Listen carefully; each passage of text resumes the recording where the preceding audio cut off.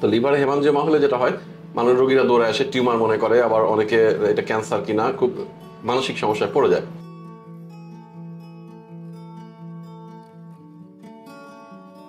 আসসালামু আলাইকুম, আমি ডাক্তার আক্তার আহমেদ শুভ আপনাদের সামনে আজকে উপস্থিত হয়েছি লিভারের টিউমার নিয়ে আলাপ করার জন্য। লিভার মানে কলিজা। আমরা জানি যে আমাদের পেটের উপরে, বুকের নিচে, এই ডান পাশে এখানে থাকে আমাদের কলিজা বা লিভার।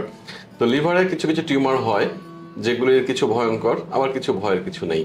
তো সেটা নিয়ে মানুষের মধ্যে একটা সচেতনতা তৈরি করার জন্যই আজকে আমার এই কথাগুলো বলা। যে কোনো টিউমার যেমন দুই রকম হয়, একটা হচ্ছে ক্যান্সার, একটা হচ্ছে নন ক্যান্সার। যদি নন ক্যান্সার হয় সেটার মধ্যে কয়েকটা ভাগ আছে, সবগুলোই মোটামুটি ভালো। যেমন একটা হচ্ছে ইনফেকশন হয়ে ফোড়া হয়ে গেল, তো দেখে টিউমারই হলো, কিন্তু সেটা আসলে ময়লাটা পুষটা বের করে দিলেই ওষুধ দিলে ভালো হয়ে যাবে, সুতরাং ভয়ের কিছু নাই। আরেকটা আছে রক্তনালীর টিউমার, এটা মোটামুটি কমন, যেটাকে বলে হেমানজিওমা। তো লিভারে হেমানজিওমা হলে যেটা হয়, মানুষ রোগীরা দৌড়ে আসে, টিউমার মনে করে, আবার অনেকে এটা ক্যান্সার কিনা খুব মানসিক সমস্যায় পড়ে যায়। তো যদি হেমানজিওমা হয় তাহলে আসলে সেটা ক্যান্সার না, এবং এতে ক্যান্সার হওয়ার রেকর্ড খুবই খুবই কম, সুতরাং এটার ভয়ের কিছু নাই। হেমানজিওমাতে যেটা সমস্যা হতে পারে যে সেটা যদি অনেক বড় হয়, বেলুনের মতো একসময় ফেটে যেতে পারে, কারণ এটা আসলে রক্তনালীর টিউমার। তো রক্তনালী ফেটে গেলে ব্লিডিং হয়ে রোগীর সাথে সাথে মারা যাবে। তো যে কারণে সেটাকে হেমানজিওমা হলেই যে অপারেশন লাগবে তা না, এটার জন্য অপেক্ষা করতে হবে। যদি কখনো এটা 10 সেন্টিমিটার মানে এত বড় সাইজ হয়, তখন অপারেশন করে ফেলে দিতে হবে। এটা জটিল কিছু না, আমাদের যারা হেপাটোবিলিয়ারি সার্জন তারা নিয়মিত করছে, বাংলাদেশি হচ্ছে। এছাড়া যে টিউমারগুলো আছে, আরো কিছু কিছু চর্বি বা নার্ভ টিস্যু, এগুলো আসলে খুবই রেয়ার, পাওয়া যায় না, প্রয়োজন নেই বোঝার। কিন্তু বাকি টিউমারগুলো হচ্ছে ক্যান্সার, যেগুলো নিয়ে আসলে আমার কথা বলা। যে লিভারে ক্যান্সার হচ্ছে দুই রকম, একটা হচ্ছে লিভারেই ক্যান্সারটা তৈরি হয়েছে, সেটা হচ্ছে একটা। আরেকটা হচ্ছে শরীরের যে কোনো ক্যান্সার, পেটের নাড়ি ভুঁড়ি, পায়খানা রাস্তা, বা ইভেন ব্রেস্টের ক্যান্সার, কিডনির ক্যান্সার, যে কোনোটা ছড়িয়ে চলে আসতে পারে লিভারে। তো সেইভাবে ছড়িয়ে আসে। আর কিছু ক্যান্সার লিভার থেকেই তৈরি হয়। তো যেগুলো ছড়িয়ে আসছে বিভিন্ন জায়গা থেকে, সেটার চিকিৎসা আসলে যে জায়গা থেকে ক্যান্সারটা আসছে তার চিকিৎসা করলেই এটা অনেক সময় ঠিক হয়ে যায়।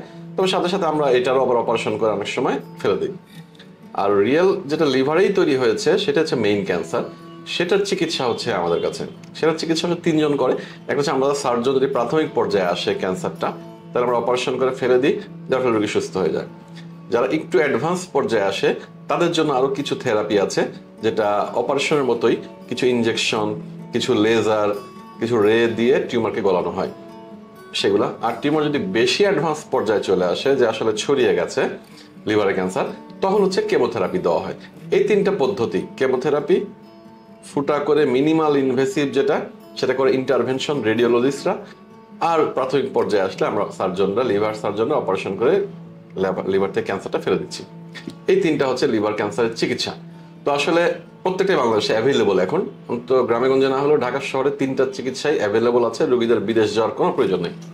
যদিও শুনে মনে হয় ভয় লাগে লিভারের ক্যান্সার, কিন্তু সব চিকিৎসা বাংলাদেশে আছে। কিন্তু আপনাদের ক্ষেত্রে যেটা প্রয়োজন, রোগীদের দ্রুত রোগ নির্ণয় করা, এবং রোগ নির্ণয় হওয়ার সাথে সাথে সঠিক জায়গায় যাওয়া।